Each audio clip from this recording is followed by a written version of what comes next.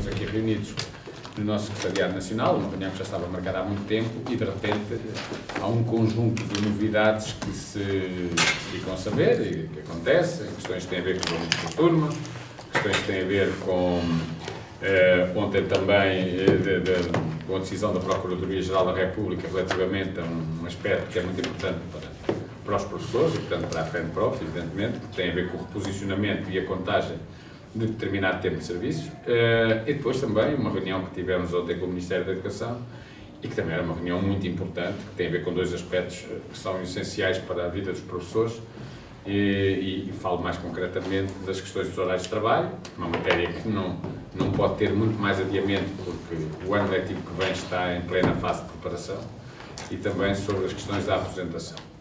Estávamos a reunir o nosso Secretariado Nacional, daí também o facto de estarmos aqui os coordenadores, presidentes dos vários sindicatos, precisamente porque estávamos reunidos, o António Lucas, do Sindicato de Professores da Região dos Açores, o meu colega Manuel Nobre, do Sindicato dos Professores da Zona Sul, o José Alberto Marques, que é do Sindicato dos Professores da Grande Lisboa, portanto da Casa, a Manuela Mendonça, que é do Sindicato dos Professores do Norte, a Anabela Sostaia, Sindicato dos Professores da Região Centro, o Carlos Pato, do Sindicato dos Professores no Estrangeiro, ele mesmo trabalha no Luxemburgo, e portanto os colegas trabalham na imigração, e o meu colega Francisco Oliveira, do Sindicato dos Professores da Madeira. Portanto, estamos aqui até hoje os sindicatos todos, e significa que houve uma reunião, né? E, portanto, é que o pessoal cá está e que ficou até ao final.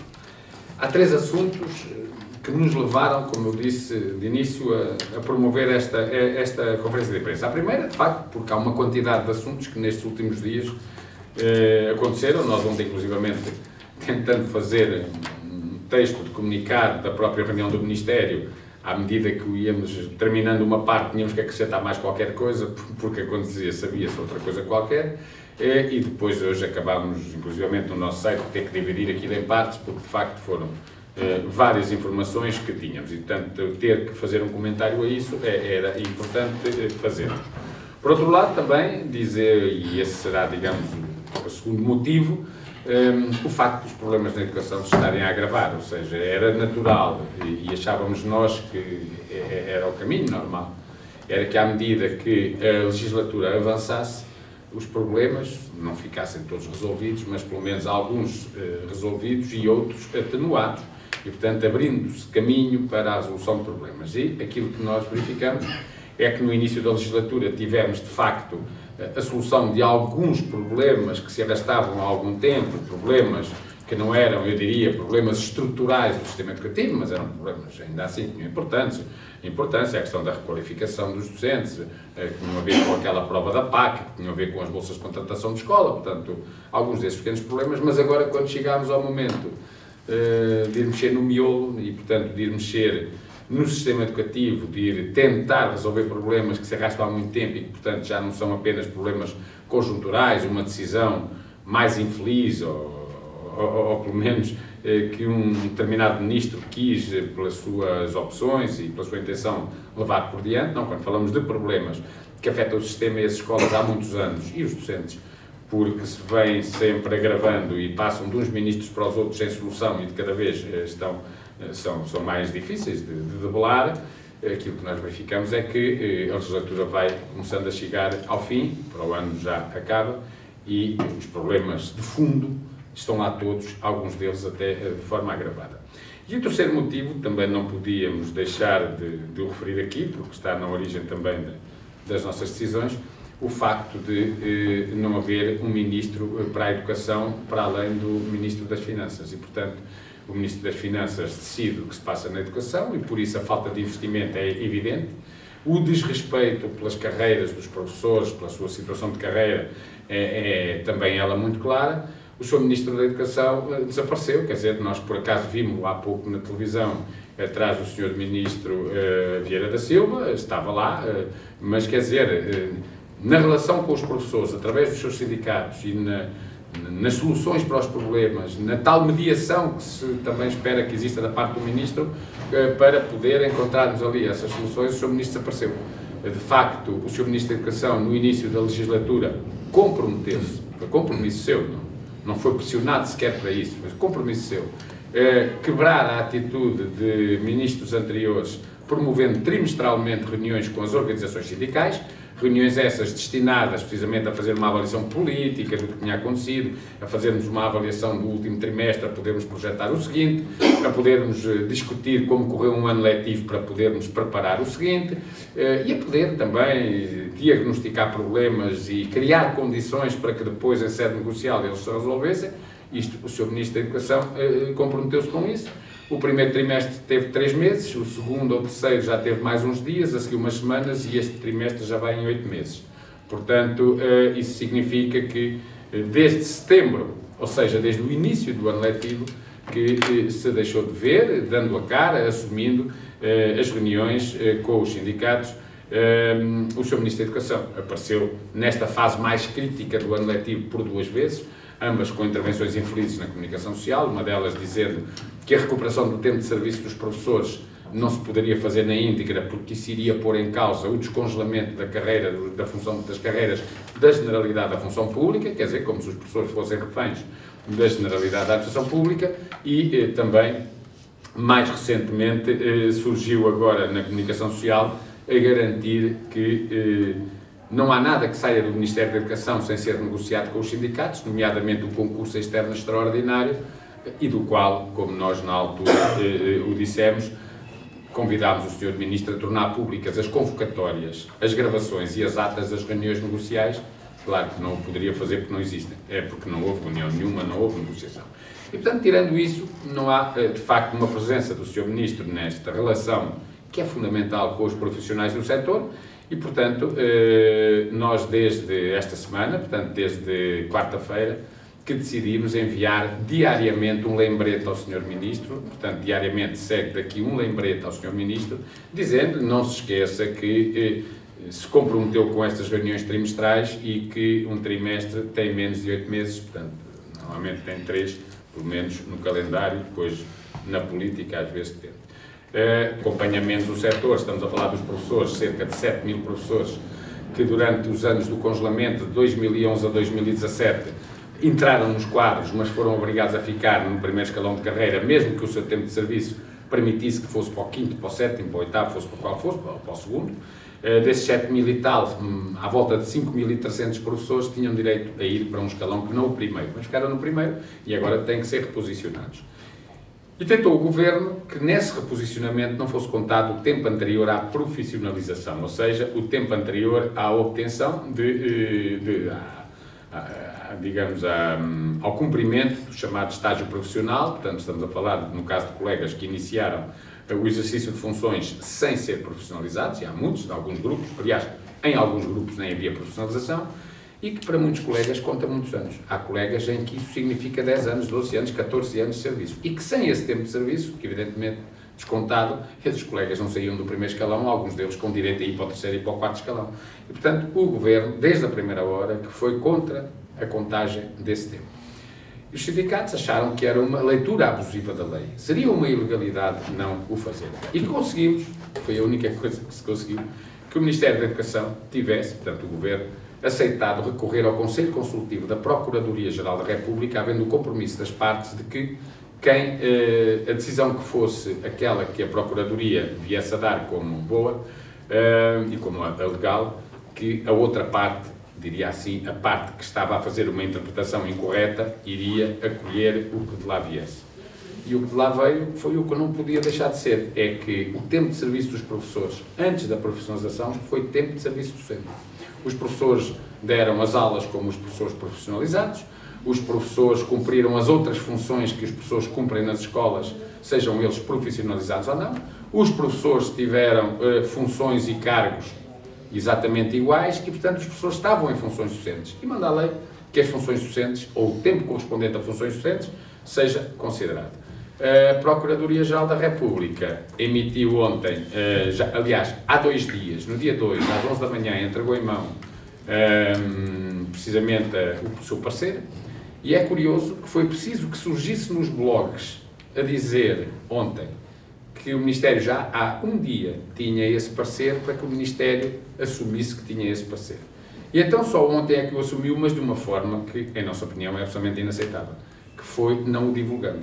Ou seja, nós pedimos um parecer, se recordam, a um jurista, um ilustre jurista da Faculdade de Direito da Universidade de Coimbra, fizemos acompanhar o pedido à Procuradoria-Geral deste parecer, e o Ministério terá feito chegar também as suas posições, sabemos que sim, nós conhecemos, que foram as do Ministério, conhecemos as do nosso jurista, e aquilo que sabemos é que estamos perante um parecer que tem mais de 80 páginas e que o Ministério da Educação apenas divulga uma frase das 80 páginas para, descontextualizando isso, dizer, bem, depois de lermos estas páginas todas, nós podíamos fazer como queríamos, mas como somos boas pessoas, nós decidimos contar esse tempo de serviço.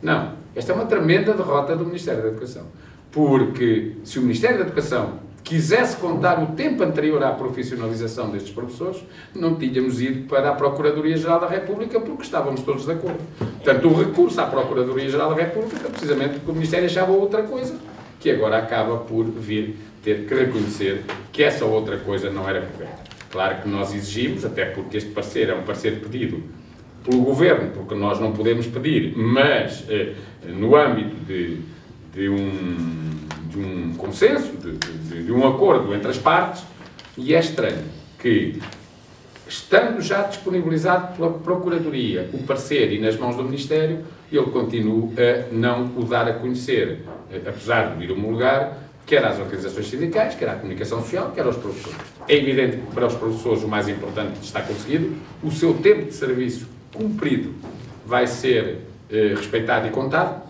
para este efeito de reposicionamento e também, já agora dizer que um dos motivos que nos levou também aqui a achar que era importante fazermos esta clarificação é porque hoje mesmo, vendo até em alguns rodapés dos telejornais e naturalmente porque é uma frase pequenina, houve muita gente, houve muitos colegas que nos contactaram pensando que isto correspondia à contagem do tempo de serviço já aqueles 9 anos, 4 meses e 2 dias, dizia lá, o Ministério ou o Governo decidiu contar o tempo de serviço às pessoas, depois em alguns casos ia para reposição. As pessoas não dominam aqui para reposição, quer dizer, é a recuperação, faz um bocado a leitura. Não, não tem nada a ver, infelizmente. Agora, o que pensamos é que podemos estar aqui perante um bom indício. O Governo começa a ter que contar o tempo de serviço que as pessoas cumpriram, em que as pessoas trabalharam e, portanto, a respeitar esse tempo e a considerá-lo para a carreira. Para já conseguiu-se esta contagem e foi preciso a luta dos professores, foi preciso estarmos à porta do Ministério, foi necessário os professores irem lá protestar em dias de negociação, foi preciso nós fazermos uma pressão tremenda junto do Governo e do Ministério da Educação para que houvesse este recurso à Procuradoria-Geral da República e agora conseguimos esse tempo. Falta o outro, também o queremos, porque é um direito dos professores. E o outro tem a ver com os professores todos que são de carreira, ou seja, os professores que são da carreira, portanto, dos quadros, e os que não são, e que já trabalhavam nessa altura, trabalharam durante 9 anos, 4 meses e 2 dias, que, por 2 momentos, a totalidade corresponde a 2 momentos, estiveram congeladas as progressões na carreira. E agora que descongelaram, nós não estamos a pedir, evidentemente, que nos paguem retroativos, não estamos a pedir outra coisa, que não seja, no entanto, que este tempo tem que ser contado para as pessoas, como para os professores, como foi para os outros trabalhadores. Portanto, este tempo tem que ser considerado. E é nesse sentido que a Assembleia da República avançou, precisamente na Lei do Orçamento de Estado, artigo 19º, onde manda o Governo negociar o prazo e o modo de recuperar este tempo de serviço, mas o Governo só o faz, ou só o quer fazer, se nós aceitarmos que esse tempo de serviço tem que ser negociado. Mas nós não vamos negociar esse tempo de serviço. Ontem voltámos a afirmar isto ao Ministério da Educação. A FENPROF não negocia o tempo de serviço que as pessoas cumpriram. A FENPROF negocia o prazo para a sua recuperação, negocia a maneira, o modo de recuperar, e até porque isso é o que está na Lei do Orçamento, o tempo de serviço é inegociável. E dizer-vos que nem que nos digam que em vez de 9 anos, 4 meses e 2 dias, há disponibilidade para 9 anos, 4 meses e 1 dia, não há disponibilidade, porque o tempo de serviço não está à venda por parte das pessoas, nem é matéria que se negocia. E também seria ilegal, porque não está previsto que isso aconteça. Ontem, na reunião com o Ministério da Educação, ficámos uma vez mais preocupados, porque quando colocámos esta questão, voltámos a ter resposta zero. Ou seja, sobre isso, cá está o que eu disse há pouco, onde é que está o Ministro da Educação, no terreno do passe, não é? Sobre isso a resposta foi, pois, mas essa não é uma matéria do Ministério da Educação, uma matéria do Governo, e portanto, não há para já resposta que não seja aquela de querer apagar 70% do tempo de serviço. A redução do número de alunos por turma, que o Governo diz que no cumprimento do seu programa veio ou irá ter lugar a partir do próximo ano letivo de setembro. Em primeiro lugar, era preciso sermos corretos. Não estamos perante nenhuma redução do número de alunos por turma. Quer dizer, há uma redução, mas que na verdade se trata de uma reposição. Ou seja, o que eles estão a fazer é a repor o número de alunos que as turmas tinham até 2013. Portanto, não é mais que isto. E a repô-lo de forma parcial. Portanto, há uma reposição e uma reposição parcial. Em primeiro lugar, porque não toca no ensino secundário. Em segundo lugar, porque mesmo o ensino básico, quando falamos no primeiro, segundo e terceiro ciclos do ensino básico, trata-se apenas, estamos a falar de 9 anos de escolaridade, que vai ter apenas impacto em 3. No primeiro, no quinto e no sétimo. E, portanto, ou seja, 2/3 do ensino básico, 2/3 do ensino básico continuará sem qualquer tipo, nesta legislatura, de redução e todo o ensino secundário.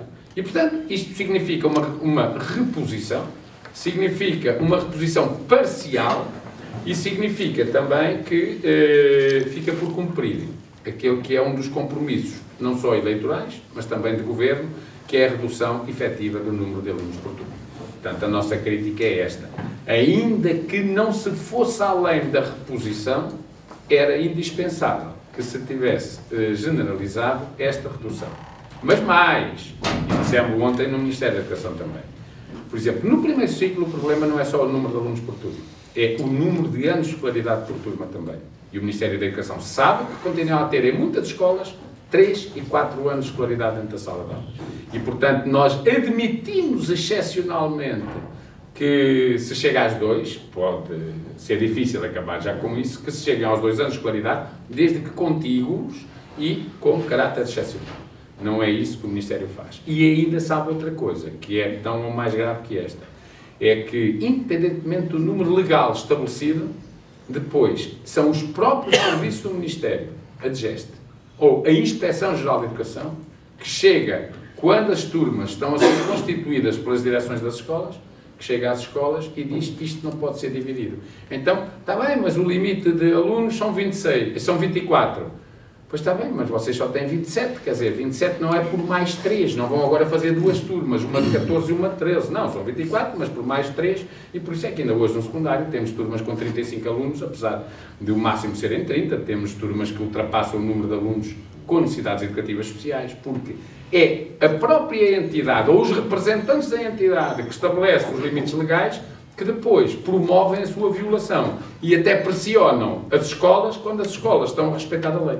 E, portanto, este é outro dos aspectos que é fundamental. Quer dizer, nós podemos baixar, mesmo que parcialmente, para 24 ou para 26, podemos baixar os tais 2 alunos em alguns anos de escolaridade, mas não pode, no início do ano, as escolas serem pressionadas a desrespeitar a própria lei em nome de uma tal gestão de recursos humanos, porque senão estamos a violar a lei uma vez mais. Sobre as questões os 2 dos principais fatores do desgaste dos professores, os horários de trabalho e a aposentação. Eu até começo pelo mais fácil, a aposentação. Quando perguntámos, então, quais são as propostas sobre a aposentação, a resposta foi simples. Infelizmente, não temos nenhuma. E até nem temos nenhuma porque isto não depende só do Ministério da Educação, é uma questão do Governo. Pois está bem, é uma questão do Governo, cá está. O Ministério da Educação até pode reconhecer que gostaria de algum rejuvenescimento do corpo docente das escolas, mas como manda pouco e o Ministro está no terreno do passo, isso não vai acontecer porque outros acham que o Governo entende que não. E, portanto, não há propostas sobre estas questões que têm a ver com a aposentação, mesmo toda a gente reconhecendo que o envelhecimento é um problema. Que hoje mais de 50% dos professores já com 50 ou mais anos é um problema. Que este quase desaparecimento de professores até aos 30 anos é um problema. Isto é tudo um problema, agora não tem a solução. Isso não é aceitável. Até porque, até do ponto de vista meramente de gestão de recursos, como nós já temos vindo a dizer, hoje mais de 10% dos professores mais velhos não estão nas escolas. 10% dos professores mais velhos estão em mobilidade por doenças, estão em situações de atestado de longa duração, são milhares os professores que estão nessa situação, casos de doenças já mais incapacitantes, e, portanto, este é um problema que as escolas têm, que os alunos têm, que as pessoas têm, que o sistema tem, e que não há uma proposta sequer, aliás, não há uma proposta que se quer, e não há sequer disponibilidade para podermos refletir sobre esta matéria. Nem é iniciar a negociação. Sobre a questão dos horários de trabalho, é também algo extraordinário, porque, na verdade, o que nos foi dito na reunião de ontem foi que o Governo, para o ano, terá um espaço de organização do ano letivo, coisa que não teve este ano. Este ano foi a extensão do ano passado, com um acerto ao outro.